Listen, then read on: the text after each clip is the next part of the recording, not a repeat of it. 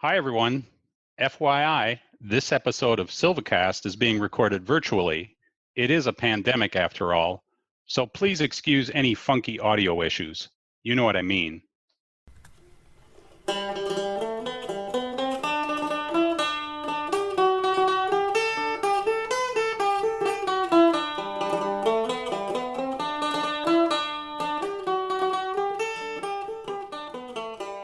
Welcome to SilviCast, the podcast about all things silviculture. My name is Brad Hutnick. And I'm Greg Edge. We're both silviculturists with the Wisconsin DNR Division of Forestry and your hosts for today's show. Bonjour, Gregor. Ready for season 3? Oh boy, season 3. I think so. How about you, Brad? Well, I kind of go through these cleaning frenzies every so often. So I've been going through and just getting rid of stuff, kind of decluttering. And my New Year's resolution is just let go of some of this stuff because there's just stuff every place. So right now I'm working on saying thank you and goodbye to things that I am just, it's leaving. It sounds like someone has been reading Marie Kondo, perhaps over the holidays. I like that idea of decluttering. So tell me one thing maybe that you've said thank you to and said goodbye to. Yeah, well, I'm glad you picked up on that whole art of tidying up kind of thing that I was reading. But so what did I say goodbye to? Well, you might remember from maybe our days in the field and hunting. I had a pair of rubber boots that they'd seen better days. And so it wasn't more of a thank you and goodbye. It was more of it's okay to let it go. Kind of like they've been in hospice for a while, so I let them go. So they're patches upon patches does not describe that in the least. So they're in a better place now. So I think it's going to be good. Yeah, that's a good thing you let go. Yeah. But I also ran across, this is kind of cool. So I'm cleaning behind the desk and man, I found a ton of stuff, but I found an interesting article that I think you'd be really interested in. Brad, cleaning behind your desk can be a very dangerous undertaking. So I'm not sure I want to ask what you even found back there. Well, what did I find back there? You remember the Eclipse? I found like a pair of those disposable glasses. They slipped back there. Some old dog toys that get thrown around, a broken clinometer, a zip disc. There were just a bunch of stuff. Wait, a zip disc?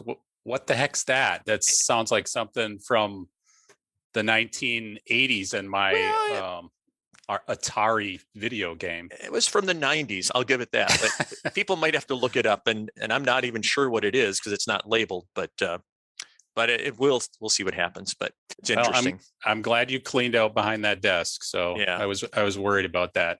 Yeah, but that article I mentioned, it was really interesting. There was a part in there, listen to this. It said, one of the principal causes why forestry is still so backward is the fact that the forester who practices much writes little, and the forester who writes much practices little. Often a forester's best experiences die with them. I found that really sad, but isn't it true? Yeah, that is kind of sad, but it definitely rings true for sure. Yeah. And by the way, that's a really interesting quote. Who wrote that? See now, okay, this is the wild part. This was written by a guy named Heinrich Kade, so it's a German forester, in 1817. Oh my goodness. Yeah, it's like things don't change. Yeah, that is interesting. I must admit it's a little bit depressing, but somewhat interesting. But I'd rather not be depressed, Brad. I'm actually excited because today we're talking with Dr. Susan Stout, recently retired research forester and project leader from the U.S. Forest Service's Northern Research Station. And if you're familiar with Susan's research, which I know you are, you know that she must have taken Heinrich's words to heart, because Dr. Stout is a pioneer in developing collaborative research that brings together the field foresters and the scientists. And I know it's been work that's had a big impact on our eastern hardwood silviculture. So we should tell our listeners, hang on, this is going to be a good one.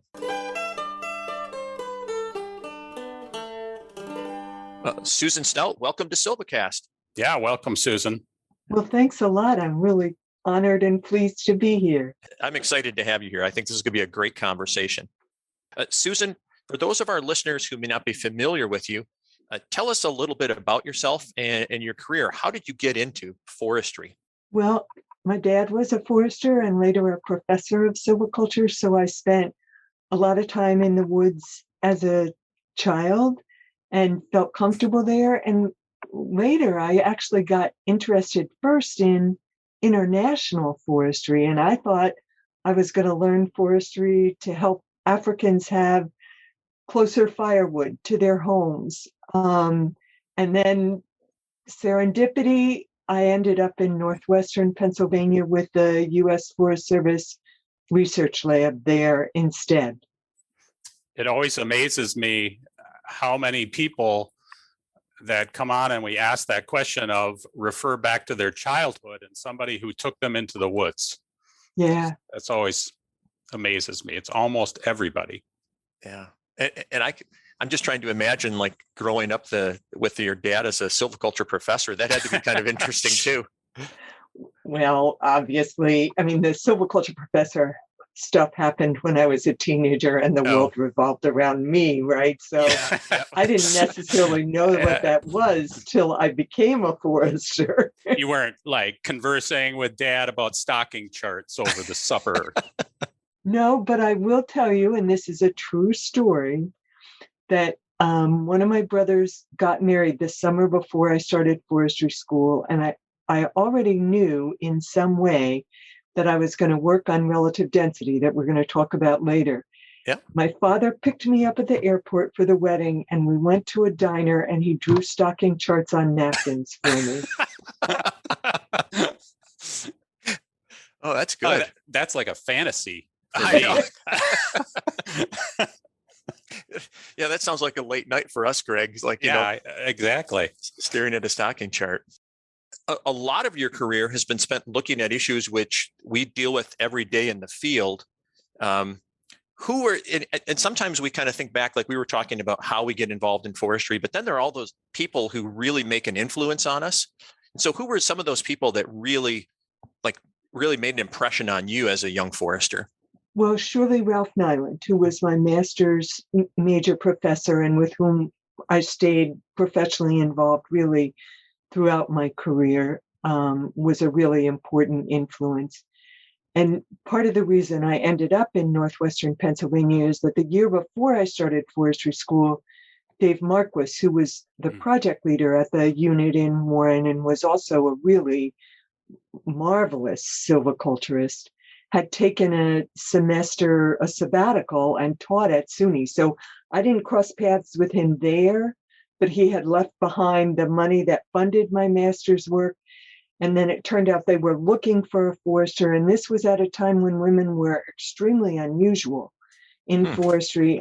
But at the same time, the Forest Service was really under pressure to find and support women in science and in the management professions as well.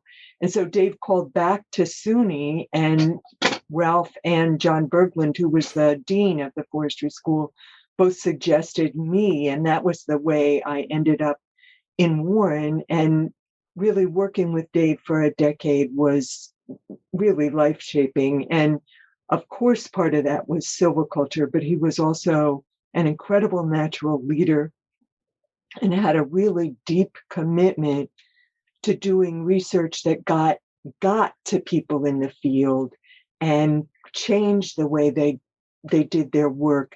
And I hope it wasn't something I needed to learn, but I'm not sure it's something that all scientists understand. Dave exemplified real respect for field foresters and a constant sense that, yes, we had things we could teach them as scientists, but we really needed to understand that we could learn a lot from field foresters too. And those are all things I learned from Dave.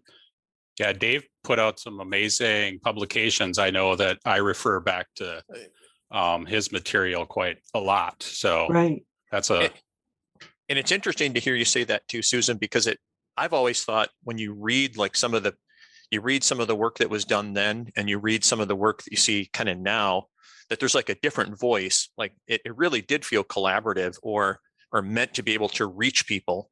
And I've liked, even there was I can't remember, there was a paper by Ben Roach, and just the way he wrote that was like so easy to access. And you're like, I know exactly what he's talking about, versus other papers you read and go, I think I understand what they said. So I never met Ben. Ben passed away far too young. He actually had the heart attack that eventually caused his death on the thinning plots on the Kane Experimental Forest. And on some level, it was his position that I moved into, but it wasn't quite linear. But people told me that when he was going to give a talk, he worked for hours choosing the jokes that made his points. Yeah. And practiced and practiced and practiced. And I think it shows in things like, maybe one of his most important things is that Upland Oak Guide that he wrote with Sam Gingrich. But if you read that, it's so accessible, just as you said. Yeah. Yeah. Brad, maybe that's our problem. We need to practice our jokes more. Think about these more carefully. Yeah. Instead of going, oh, should I have said that? Or, yeah. That didn't go over right at all. But we'll work on that. So, Susan, your career, it spans a lot of different topics and projects you were involved in. And so we can't cover all of those, unfortunately. And so Brad and I were trying to boil this down to like, what did we think was really interesting, and things that we thought really influence the work that foresters do in the field. And so let's talk about some of those issues. Okay. And the first one, Brad, I know is a favorite of yours. So I'm going to let you introduce that. Yeah. And so Greg knows me, so I'm like the relative density geek. I just love it. And I think, we oftentimes don't use it. It's kind of an addiction for him. So it isn't, but it's just really cool to think about, right? And well, that's what I say, right? So then Greg has a different, he talks me off of that, geeking out too far on it. But and I love them, but a lot of times we don't use them for lots of reasons, and that's why I think I kind of really get into it, because I see this utility in the tool, and then part of it, and then we don't see them used. And one reason, I guess, and I get it, like people don't use stocking charts in some ways, is because sometimes we don't have them available for each of the cover types that we're looking at. And so we go to a stand and we don't have it. And we just go back to the old ways of doing things, where there's a standard BA we thin to, or we do other things. And so part of your work, and this was what really fascinated me, and maybe that I think might be one of the first times I looked at your work, was that you worked on another way to estimate relative density. Could you tell us a little bit about that? Yes, I'm going to start though by saying I think the other reason that people don't use relative density is you have to learn to see it. And even if you understand why you should learn to see it in the woods, it's so easy to get distracted by basal area, because basal area is just there. And we say don't use your thumb, you've got to really use a prism, your thumb's not precise enough. But we also all know that everybody swings a thumb every now and then. And that's so accessible. So the first work I did was using a technique called tree area ratio. But let me go back to why I have kind of the same passion that Brad does for relative density. Oh no. And it is I feel vindicated. Sort of geeky, but it's really part of why forestry is so cool. So the idea that a particular acre can grow a certain amount of wood, and that some species that upper limit on how much it can grow is high, and other species it's lower depending on the growing space the species needs. But you can use this concept that there's a top, and that it goes from it actually starts with a large number of small trees and a low basal area, and has a really predictable up to the left curvy shape on a stock. Every stocking chart has that curvy shape up to a high basal area with a low number of trees. But what you're really seeing there is the balance of how much, where wood is on that acre.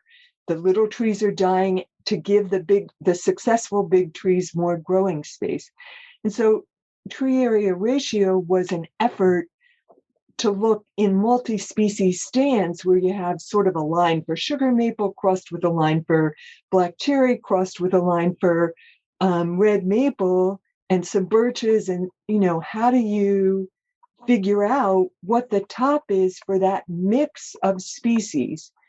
And Ben Roach had actually started the work that I ended up, I guess, carrying it to the next step. He had written this guide where the proportion of the stand-in cherry created all these different maximum density lines. But even in the footnotes that us geeks read on that publication, it said, really, there probably ought to be another set of lines depending on how much red maple there is. Yeah. Well, computers were starting to be inevitable. And so could we develop a tool that, Forrester couldn't carry around all those factors in his or her head, but where each species conceptually had its own line. And my work built on Ben's, and there were really just 3 equations.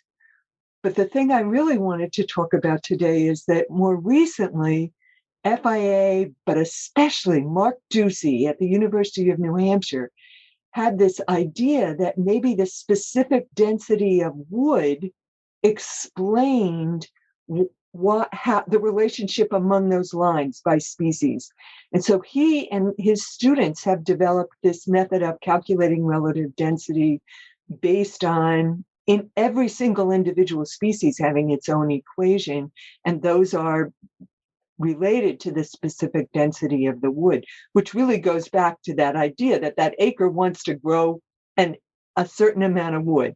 I don't know if that's too confusing. That's really interesting. Brad and I have been talking about this subject because for us, like wood specific gravity, we are trying to wrap our heads around why is that related to the tree areas and how many trees can be on an acre of land.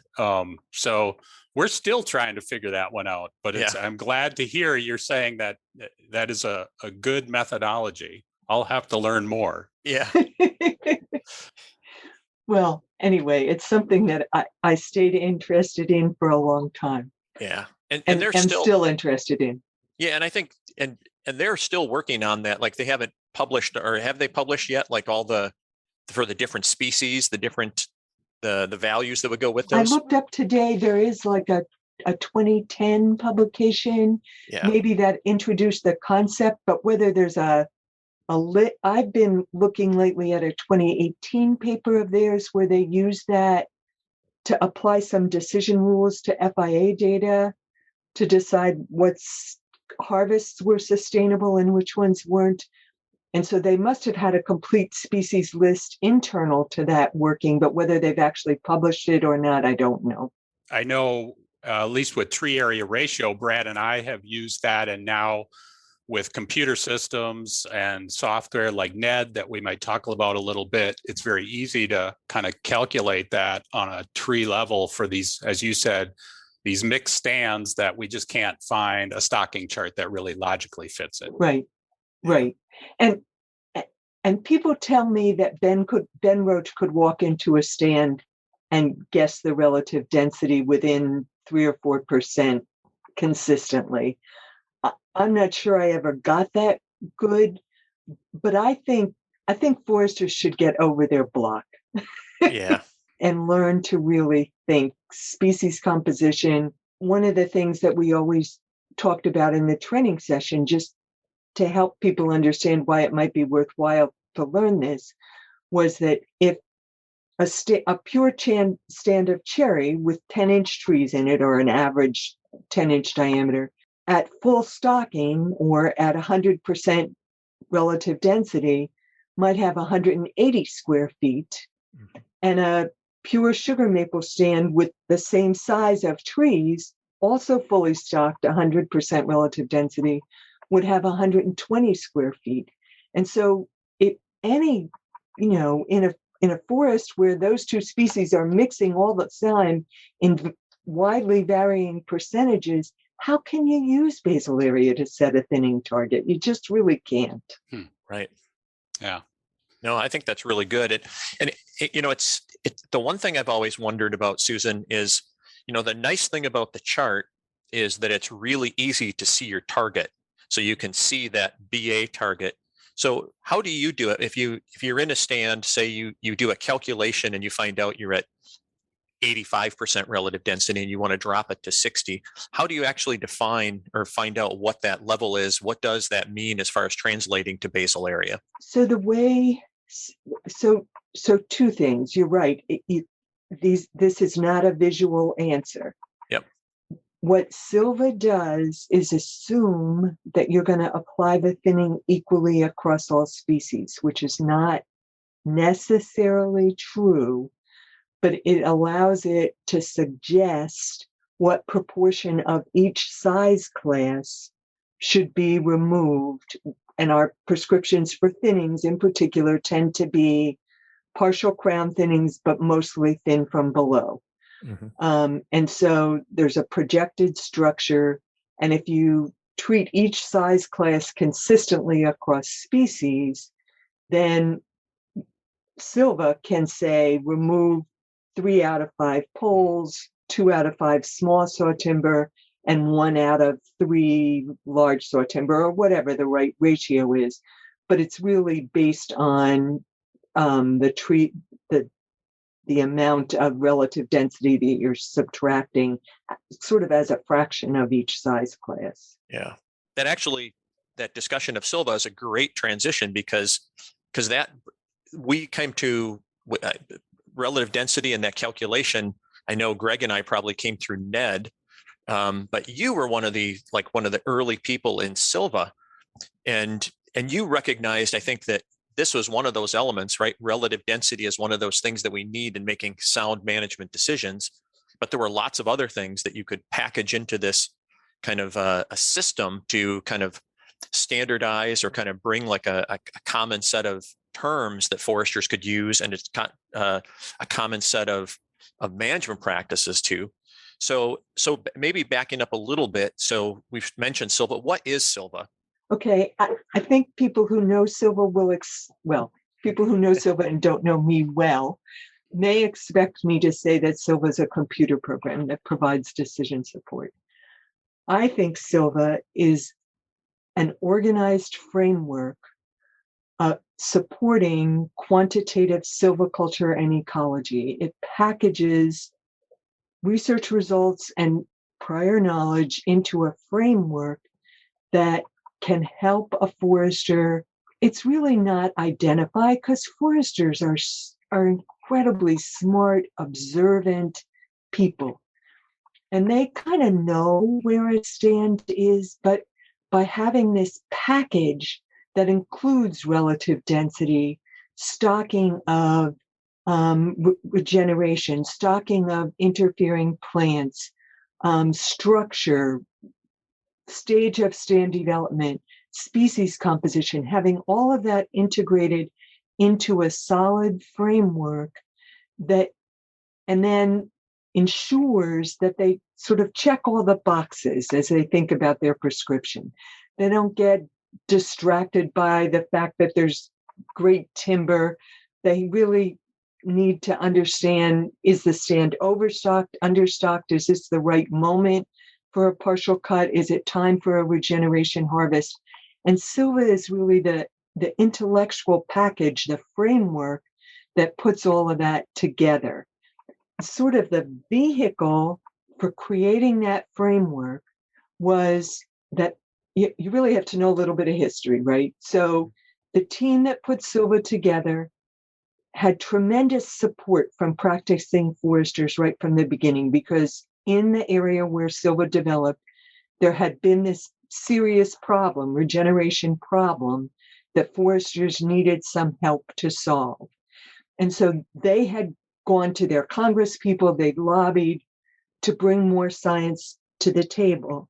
And so the scientists knew that they were in debt to the practicing foresters. So they wanted to be sure to deliver research results in a way that would help foresters solve their problem and succeed moving forward. And so they developed, in partnership with this wonderful extension forester from Penn State named Sandy Cochran, the idea of training sessions. So rather than just giving one talk on a research result, they took that old Central Hardwood Guide framework and started plugging in the results from studies in Allegheny and northern hardwood stands in northwestern Pennsylvania into that framework, a stocking guide, some regeneration assessment techniques, some inventory techniques.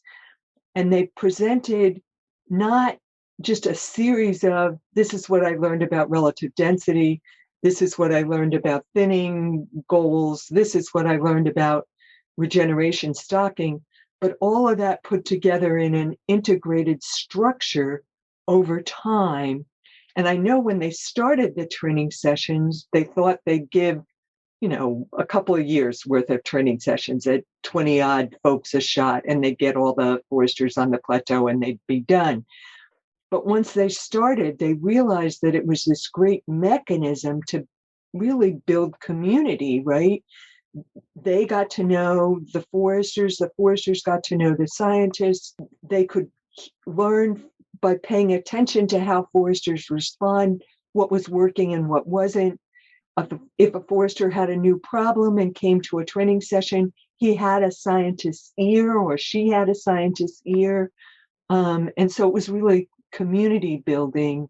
And Silva, I think, really is both the community and the intellectual framework. And the computer program is just a nice outcome. Yeah, that must have been exciting times during those trainings and kind of getting feedback and just that close collaboration must have been really exciting. Yeah, really. Yeah. I don't know if you want me to go there now, but really the high points of my professional career were all these breakthrough moments that happened through collaboration. Yeah.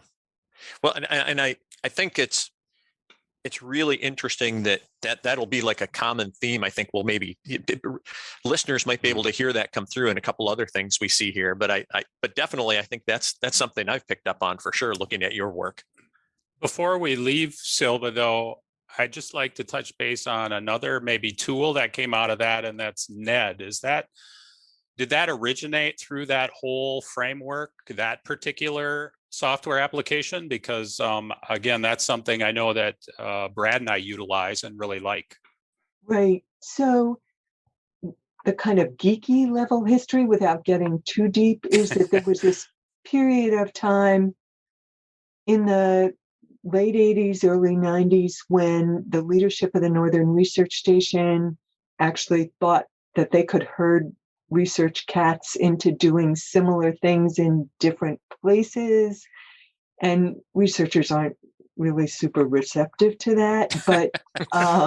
But the idea was, could there be a more general, we were the Northeastern Station at that time, Northeast decision model, and that's what NED stood for a while. And it was also during the early days of ecosystem management. So Silva originally had been very, very timber focused. And at the same time, we were trying to expand geographically. There was also this notion, which is part of why those of us who are passionate about relative density think it's so cool. Lots of other things besides timber kind of hang on that. The amount of light getting to regeneration, the aesthetics, can people see through a stand or not? Wildlife habitat. There are lots of things you can hang your hat on relative density, structure, and composition. And Mark Tweary got involved. He was in West Virginia when he started working on this larger framework, and he'd eventually transferred to Burlington, Vermont. But he was wonderful at bringing in these other concepts and disciplines and linking them to stand attributes. And so that was NED. Yeah, and maybe, kind of to bring that together. So thinking about Silva, they're that really, I think they're just super cool. But have you gone back, or have others gone back to see, has it actually improved management in the areas, or where people are using Silva, using Ned? Has that been like a gain for forestry? Well, you won't be surprised to learn that I think so. The available evidence that I is most accessible is that some of the early work with the regeneration guidelines that were built into early versions of Silva definitely showed that if you followed Silva guidelines, people were having a really serious proportion of about 50% of their even-aged harvests were failing to replace forest by forest. And if they followed Silva guidelines for identifying the correct, for waiting to do that harvest until they had the right amount of advanced regeneration, they could change the proportion of success to greater than 90. So that's certainly an improvement. But I think I think a similar thing happened when Pat Brose came and expanded Silva to be much stronger in the mixed oak type. I think the Pennsylvania Bureau of Forestry and the Ohio DNR both very seriously adopted the Silva guidelines for practice in their mixed oak stands, and were able to show a real improvement in the proportion of oak in the new cohorts in regenerated stands. So I think there's evidence to support improved practice. Well, and I know we'll have links in the show notes for everyone who wants to go out, because sometimes, like here in Wisconsin or the Lake States, or even other parts of the Eastern United States, people may not have seen them, may not have worked with them. But correct, these are free downloads. Anybody can go out and start to use these tomorrow if they wanted. So we'll make sure we have that out there. So it's out there. Susan, something you mentioned early on, that kind of this whole Silva approach to this framework came from the field, who was seeing regeneration failures. And I think, probably to no surprise to a lot of people, you all quickly identified deer as an aspect. We have that same issue for that regeneration. And I just want to touch on a really interesting project that you became involved in around deer, and that's the Kinzua Quality Deer Cooperative. And I'm just curious about that, and I'd like to know a little bit more about what that is and what role it played.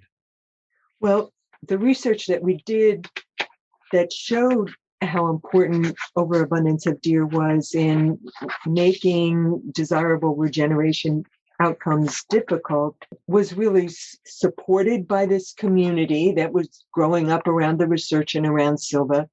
And it was a nice balance of, we could do the science and the managers could do the politics. But starting in the late 1990s, all of that discussion was beginning to have an impact. And there was a window that was open for really changing deer management policy in Pennsylvania. And the window had opened before a couple of times, but hunters would get worked up and the window would close. The policy changes would be withdrawn. And so we had the good fortune to be in touch with a foundation from Madison, Wisconsin, really, the Sand County Foundation, who are very interested in helping private landowners see their self-interest in sustainable practices. And this is across farm and forest. But they came to Pennsylvania and they were looking, as this window opened, could they create a project where private, and as it turned out, a mix of private and public landowners could cooperate together to use all the tools that the Game Commission was making available in this policy window, and actually measure the response of the forest to the dramatic reductions in the deer herd. And I think they were able to pull together this group in northwestern Pennsylvania that eventually, the Kinzua Quality Deer Cooperative spans 74,000 miles of public and, or not miles, 74,000 acres of public and private forest in the northeastern corner of the Allegheny National Forest. And I think they were able to pull that collaborative together because we were already working together all the time anyway. And that's partly the Silva community and how its effects rippled out. So the idea was basically we'd use all these tools. We'd work really hard to engage the people who actually hunted that ground. We had banquets every year to tell them what was changing and what was the same, who got the biggest rack that year, how big was the biggest rack, who got the biggest doe, and that was new news, and how the deer population was changing, and whether we were seeing changes in the forest. Were they getting a good trade-off? Were they getting bigger deer? Were they getting more sustainable forests and less whiny foresters for their effort in harvesting? And Sand County Foundation said they thought if they supported us for a while, we would eventually want to support it ourselves. We would see it as so valuable. And so what the foresters were doing was putting their harvests in clusters that would create lots of good deer food, lots of habitat, as they actually brought the deer density down from 30 to 14 or 15 per square mile within the first 2 or 3 years by really intensively using all these tools. And so foresters didn't have to fence their regeneration harvests anymore. So that was also a mobility ease for hunters. They didn't have to walk around or climb over fences. And we could also bring these data, the private landowners especially could bring these data to the policymakers every single year. And so that time the window didn't close. The policy changes, they've had some backtracking intermittently, but they really stuck with it. And so honestly, the forests all across Pennsylvania are healthier because we brought these data, this evidence, the support from landowners to the table to show that forests really, it honestly took longer and occurred in a different sequence. We thought seedlings would be first and wildflowers second. And it turned out that the wildflowers responded more quickly than the seedlings did. The other awesome thing that happened is that Sand County's theory was right. After a decade, they said, it was a great run. We paid for your coordinator for a decade. We paid for some research data to be gathered. But if you think this is worth it, you've got to keep it going yourself. And so to this day, and actually quite possibly today, the leadership team gets together every year and they say, yeah, we'll pay 33 cents an acre to support research and have a coordinator to keep us all in line. And it's still going strong. Wow. And the forests are better. Yeah. And what did you have to change for forest management or silviculture as a part of that? Well, there was a real push to get the percent of early successional habitat across that 74,000 acres up to 10 to 15%.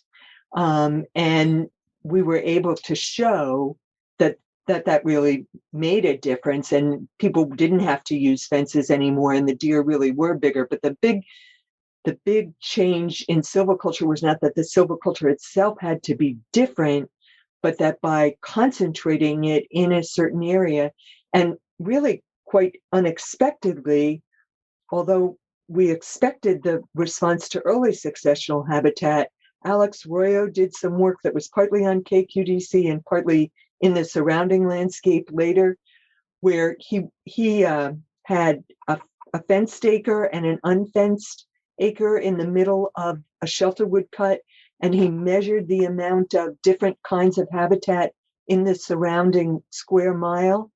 And he did confirm that the 10 to 15% early successional was really good for regeneration outcomes.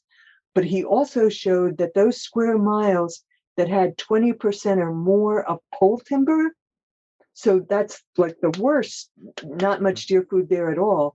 And in those, the starting conditions were markedly worse because the habitat average kind of across that square mile had gone down so much because there was so much. So you really have to, the whole sustainable forestry thing, right?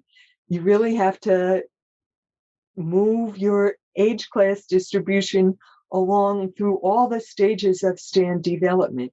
So some people are pretty finicky about saying silviculture is only at the stand level, but I think these concepts of where you place silviculture on the landscape are also part of silviculture, and those were maybe the biggest lessons that we got from the KQDC. Yeah. So just so I have this straight, because I think that's really interesting. Not only did you look at having a threshold of a certain percentage, 10 to 15% of early successional to get that forage for deer, but you said it was important to concentrate that, or did I not get that right? I probably said that in a way that led to an incorrect understanding. It was me. No, I'm pretty sure it was me. So if you have a certain amount, a budget to do a certain amount of harvest in a given time, and you have a certain amount of property to do it on, if you disperse those harvests that are going to lead to early successional habitat, if the land area you're working with is really large and you disperse them all over that land area, then they're not going to have as much benefit for reducing deer impact as they would have.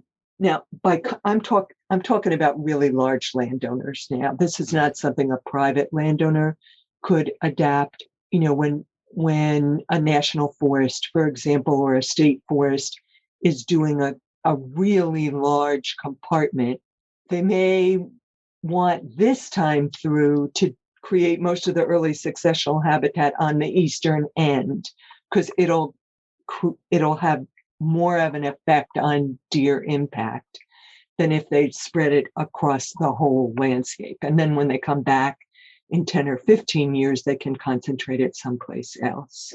Because each regeneration harvest will benefit from the others if they're in not violating the USDA, the Forest Service has this, trees have to have reached a certain height before they can put in another adjacent clear cut kind of thing. Yeah. And you don't have to, it's not that concentrated. It's not create 1,000-acre clear cut, but it's put them in the same neighborhood this time and then come back and put them in the next neighborhood the next time. Yeah.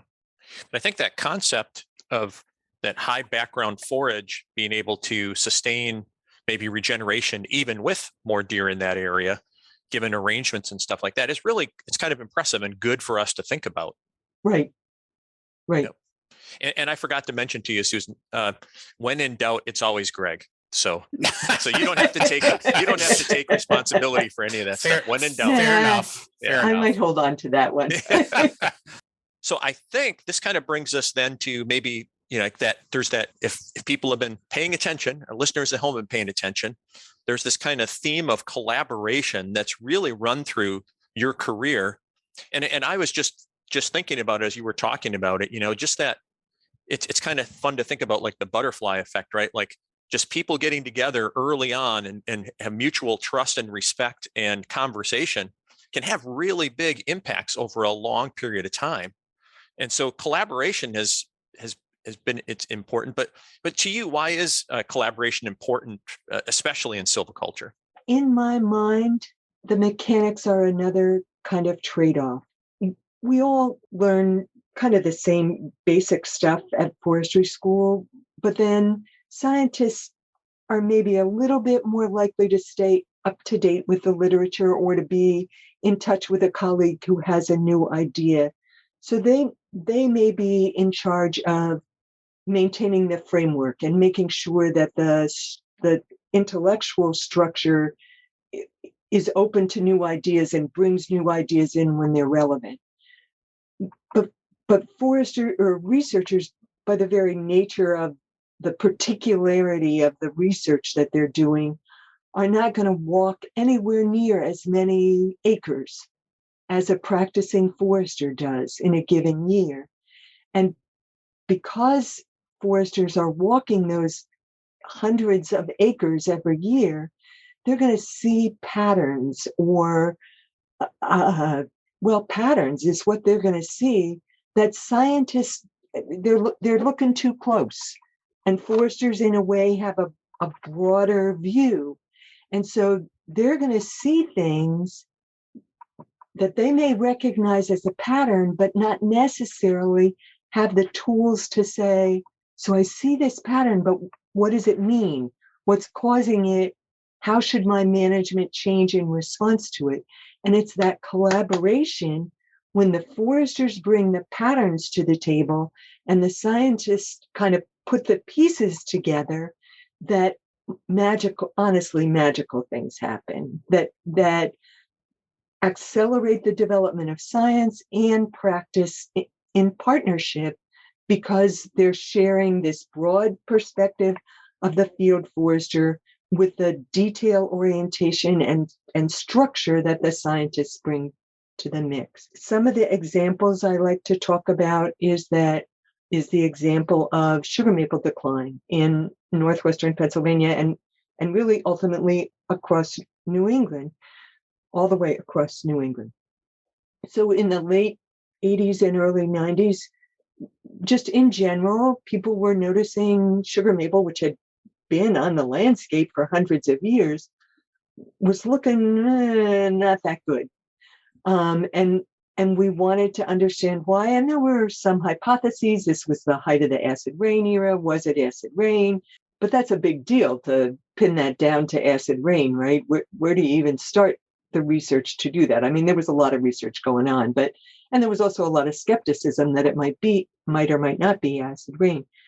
So Steve Horsley, who was one of my colleagues at the lab, had this idea that he actually brought scientists from New England and Ohio. That was when Bob Long first came to the lab, and Scott Bailey from New England came. And Steve put together a tour for a whole week to look at sugar maple health on the plateau. And how did he put together a tour?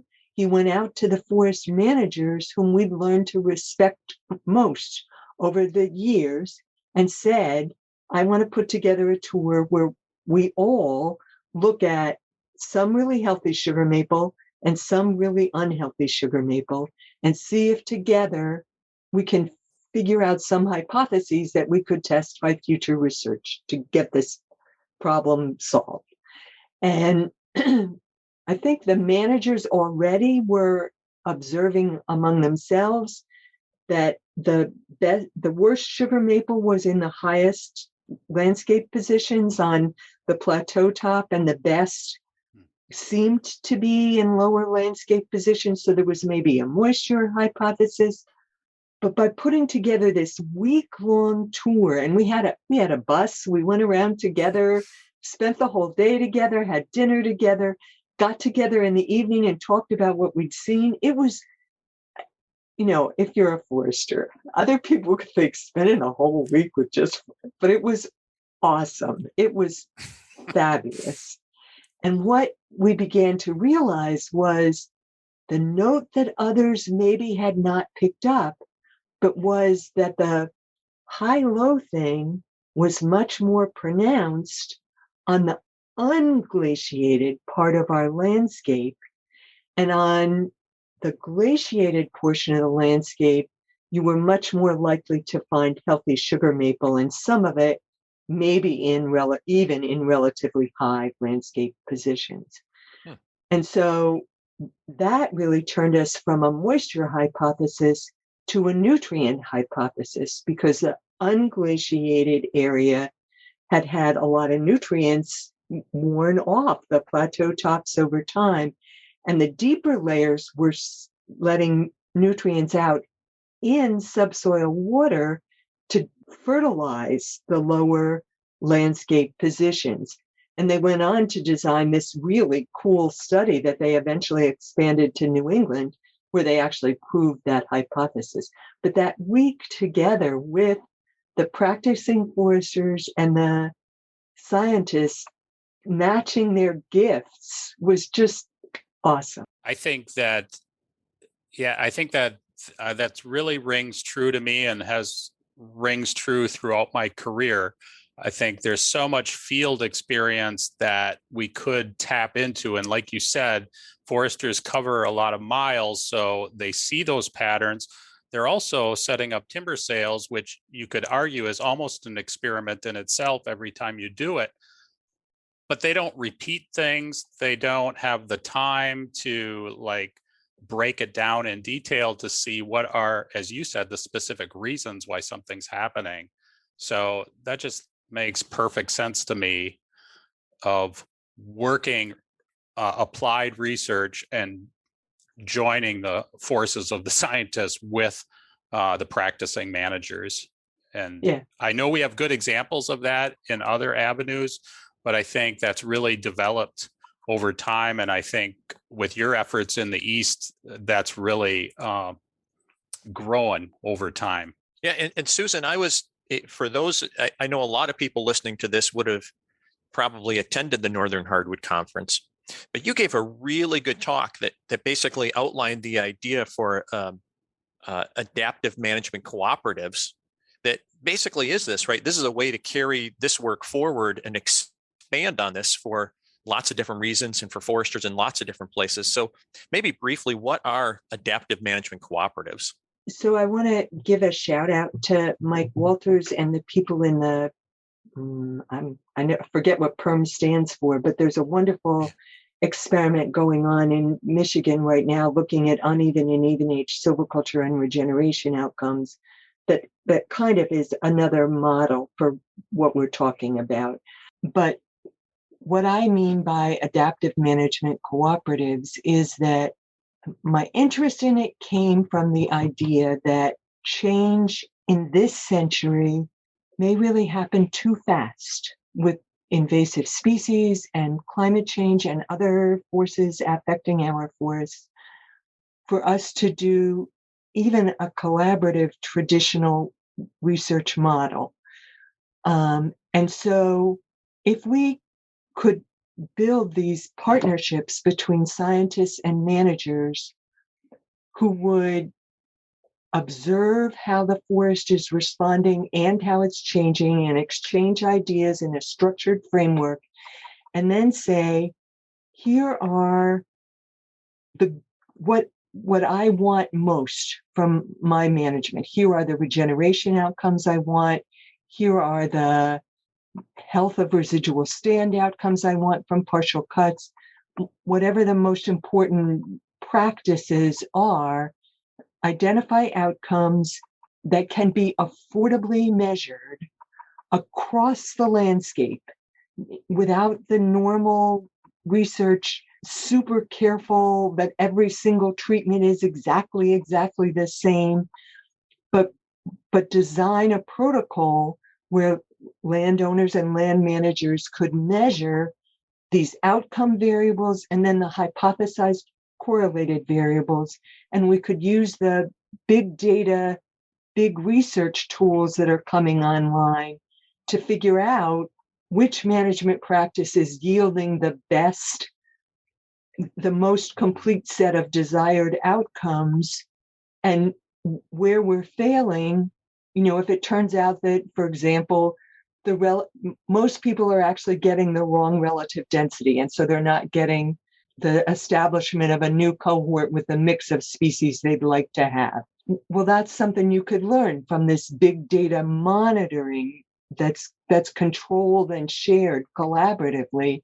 And then people could change the residual density that they were leaving and their harvest would come out better. Or if it turned out that some species was failing and the pattern was that it was worse where there'd been more wind disturbance or something like that, those patterns would emerge not just from the observations, but from rigorous shared measurements brought together and analyzed together in a big data framework. And what I love about that idea is it kind of says, foresters, researchers, you're all important. You're all a part of the solution, which I don't, sometimes we don't hear that, but I think that's really important. Well, I do too. I mean, that's my life lesson from working in Northwestern Pennsylvania, is that we do our best when we do it together. Yeah. Wow. Greg, I think we're now getting if we get our SilviCast tattoo, we've got a new thing. It'll say, we do our best when we do it together. That's really good advice. You go first, Brad. No. Susan, just so you know, you have at least 2 members of the Susan Stout fan club here at SilviCast. So we really appreciate you coming on the show today, because this has been fascinating. Well, yeah, thank you very much. I have had such a wonderful time thinking about this opportunity in advance and talking with you guys today. It's been perfect, really. Yeah. So I thank you for this gift of this time. Thanks again, Susan, and take care. Thank you. Yep, thank you. That music can only mean it's time for the Dropbox.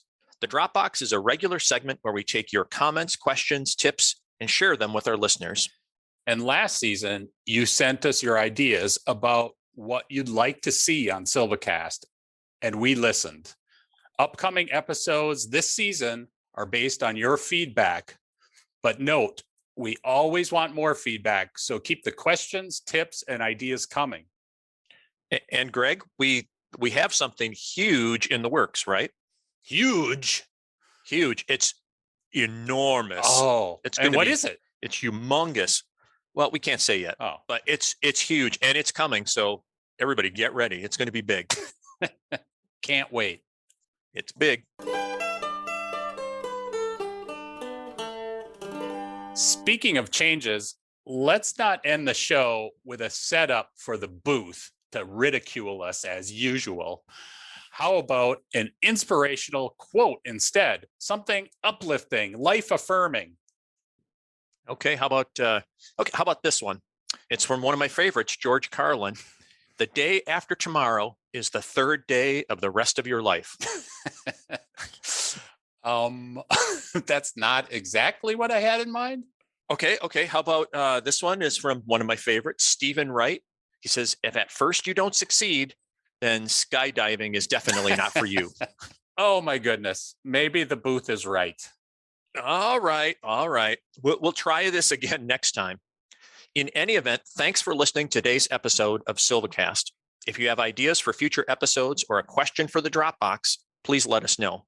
We learn best when we wrestle with questions, so please keep them coming. Take care, everyone. And as always, thanks to our SilviCast team. Haley Frater, our awesome producer. Noah LeMade, our IT master. Theme music by Paul Frater. And of course, UW Stevens Point's Wisconsin Forestry Center.